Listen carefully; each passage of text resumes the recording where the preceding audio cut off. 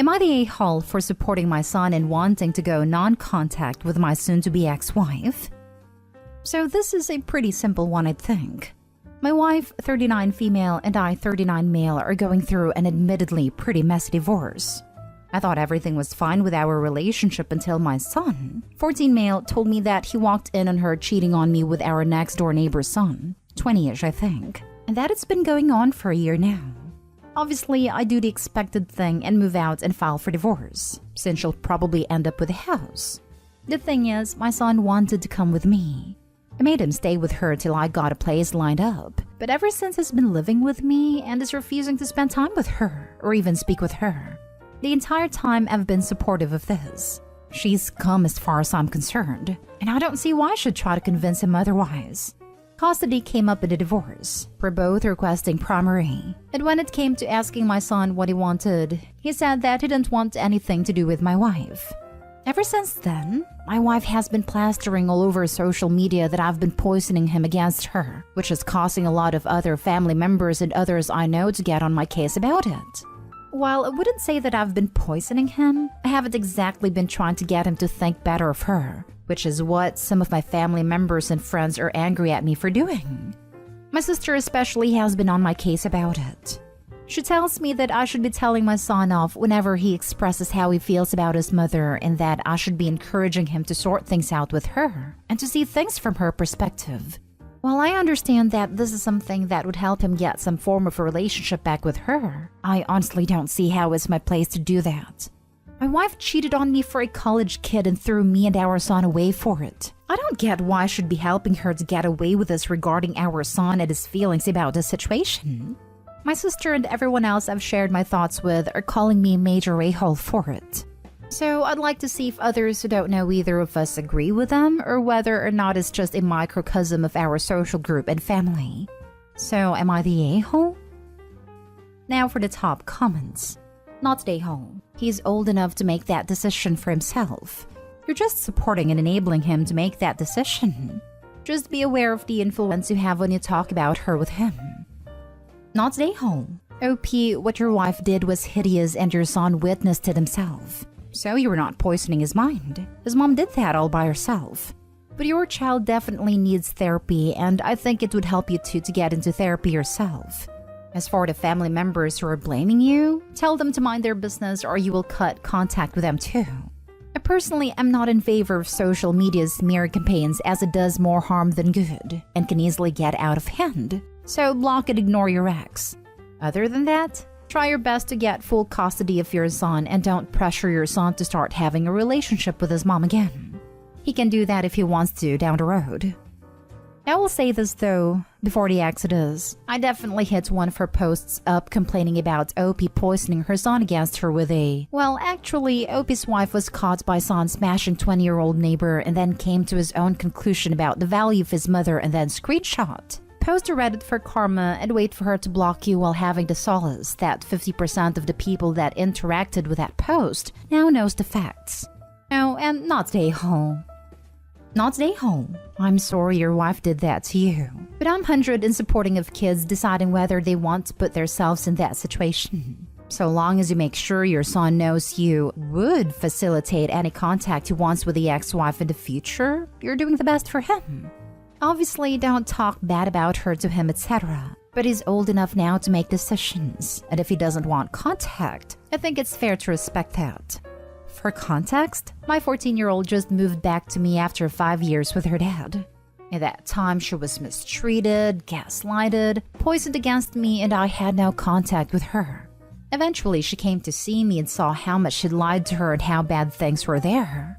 She's now with me and under police advisory to not talk to him or have anything to do with her dad. And I've been advised from professionals that you shouldn't and can't really ever force a child to have contact with a parent or to not contact them.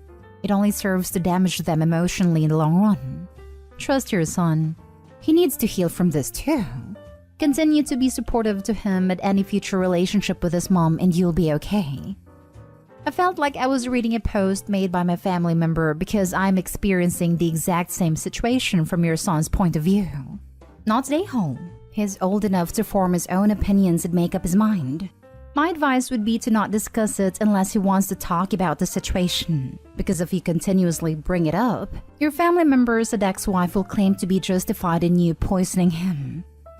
Similar with me, though I discovered my dad was cheating when I was 21, so I was in college and not living at home full-time, and got married less than a year later and moved out permanently. My mom constantly, even 4 years later after their divorce has been finalized, complains about my dad to me, and it's very hard to deal with. And every time I tell her I don't want to talk about it, she gets upset with me. I still love my dad as my dad, so it's hard to hear her complaints. I think it's important for the dad in this situation to do his best not to poison his son's opinion of his mom because while she was awful and cheating and OP, she is still his son's mom. A person can be an awful partner and still a good parent, and therapy should definitely be required. But in the end, it's still the son's decision, and I don't blame him for being betrayed by his mother and not wanting to see her. Not stay home. Next story is titled, Am I the a-hole for refusing to see my dad because of my stepmother's racist comments? I'm 16 female and half white, half Chinese. My parents have been split up for a while, so I'm mostly over it. They're a lot happier without each other, so while it sucked, it's fine. It's weird sometimes when I'm with my dad, people assume I'm adopted, but usually he's good at correcting people, except for my stepmom. I really did try to like her in the beginning, but she's kind of racist.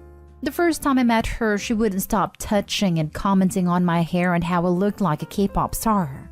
It just got worse the longer they were together. She would do things like tell people she was my tiger mom, and make comments about my body type and plastic surgery. And when she moved in, she had my dad ask me to only speak English in the house and watch English shows because it made her uncomfortable if she couldn't understand what was being said.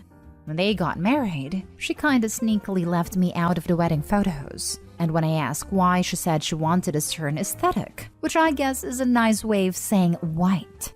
I've talked to my dad about it a lot and he says he'll talk to her, but he never does. And also that she just doesn't have a lot of familiarity with Asian people. So I have to be patient with her because she's learning. My mom and stepdad were really angry about how she treats me, but they can't exactly do anything about my stepmom. So they just said that if I ever feel like I need to leave, I can call either of them at any time and they'll come get me. It really hit the fan a couple of weeks ago. My stepmom is pregnant and had her baby shower, and I heard her make a comment about how I don't look very much like my dad. So now he'll also have a kid that resembles him, and I just couldn't take it anymore. I called my mom to come pick me up and left. My dad called me a few hours later and I told him what his wife said, and he said he would talk to her, but I told him he always says that and nothing changes. So I'm not coming over to his house anymore, and maybe he should stick with his white family. Stepmother texted me to apologize, but I told her it wasn't accepted and I don't want to talk to her anymore. My mom and stepdad and my grandparents on the side support me, but my dad is really upset, and my grandparents on my dad's side are really mad at me, and people have been telling me that even if my stepmom is being a pill, I shouldn't write off my dad because he's not the one doing it.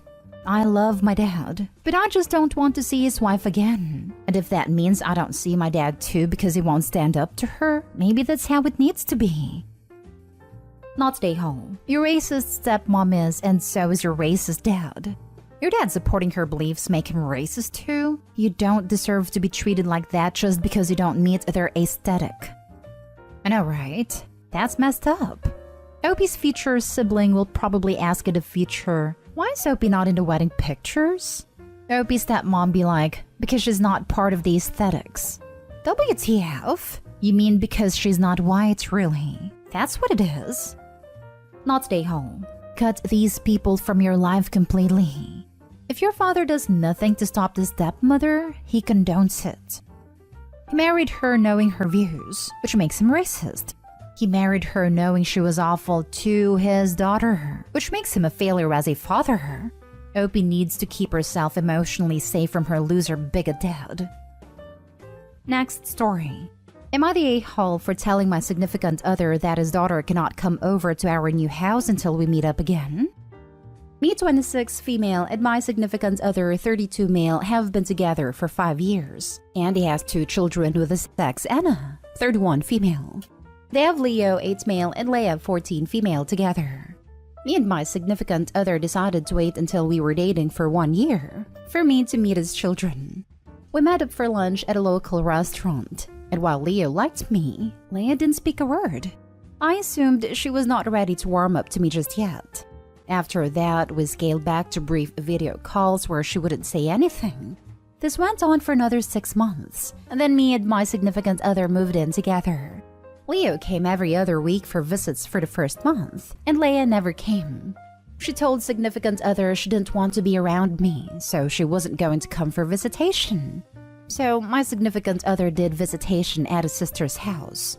This worked out okay. It was just awkward because his sister lives 5 minutes away from our old apartment, and the kids lived 20 minutes away from us. So it was a lot of driving back and forth. This has been the arrangement for years. The entire time, I've been inviting Leia out through my significant other with us to get to know her better. We go out at least 4 to 5 times per month and do various activities. Parks, museums, zoo, malls, go-karts, restaurants, everything. Leo tags along sometimes, but Leia's never come. March 1st, I closed on my dream apartment. 3 beds, 2.5 baths, study, huge balcony. It's gorgeous.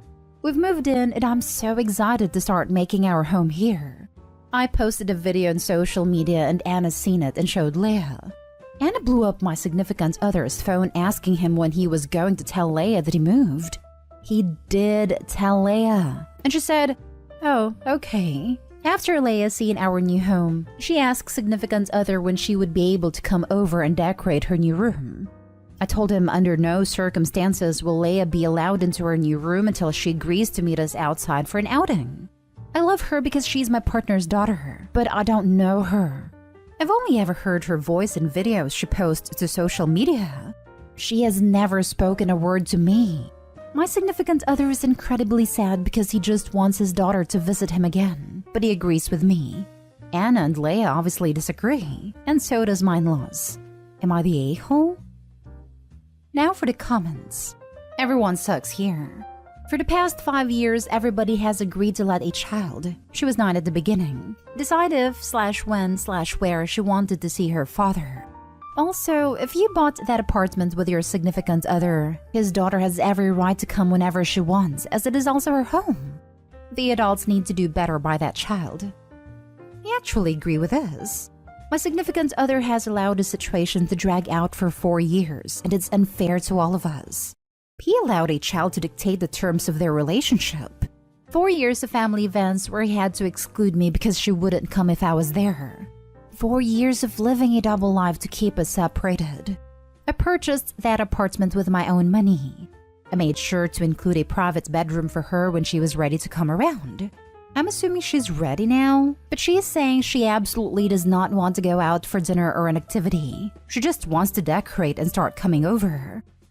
She wants a relationship with her father, not with you. That's her right. The more you're going to push, the more she's going to run.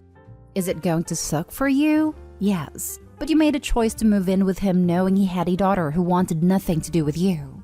You either accept that or tell your significant other to find another place to live. Cool, that's her right. She can have that relationship at his sister's then because her apartment isn't his apartment. It has got no right to demand a room for the kid. Yep, the bio parents have had 5 years to establish a relationship and set boundaries that would let Opie get to know the 14-year-old at least enough that the 14-year-old would already have their space in the apartment. The 14-year-old made her choice, and now she's learning that what she does or doesn't do may have unforeseen consequences. Opie has every right not to have a stranger in her home. All she's asking for is an outing to get to know the girl. Now for the last story. Am I the a-hole for how I'm treating my daughter? My daughter, 32 female, and I, 69 female, are very close. We used to live in the southern part of the US. I divorced her father when she was 13, and then she made a decision to cut him out of her life. So it's pretty much been just the 2 of us ever since. About 9 years ago, she chose to move up to the East Coast to look for work after her college graduation. I was supportive and happy when she found something.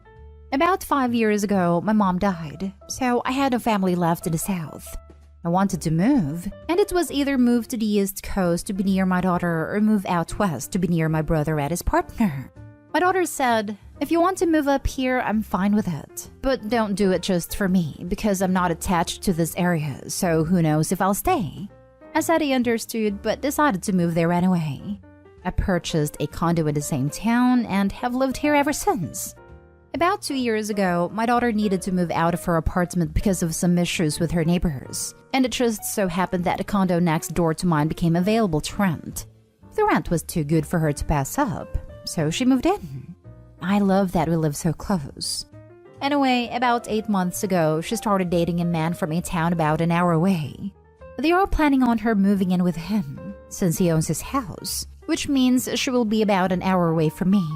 I'm happy for her, and I like her boyfriend, but I'm not going to lie that I'm a little sad about her moving. Anyway, for the last few months, she has become very short with me on a lot of topics.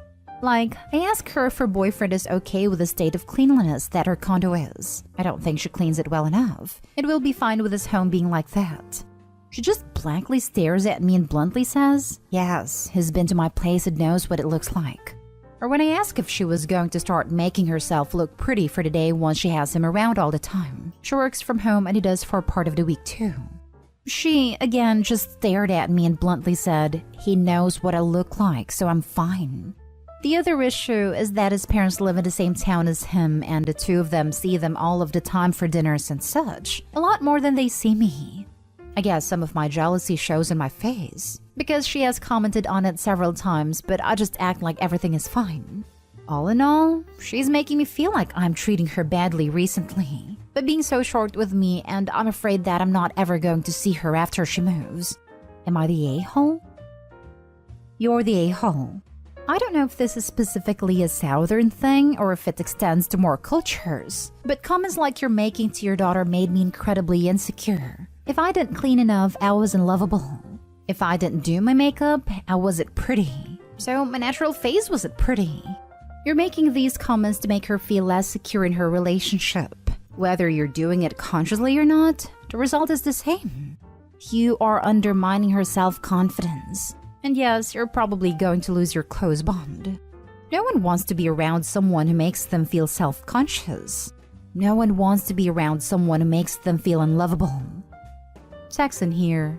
When I was in college, my boyfriend and I evacuated to my grandparents' ranch following a hurricane. I was an evacuee. I was on a ranch. I wasn't wearing makeup or dressing up, but that's not any different from any other time on the ranch. My granny told me I had let myself go, presumably because the boyfriend would see me at my worst since it was never a problem prior. Ranch kid here. Well, it's a good thing she can cook, said at the end of a muddy, bloody day of me working kettle. Thanks, Pops. You just undermined pretty much all of the fears and dependence you instilled in me. All for a laugh from the menfolk.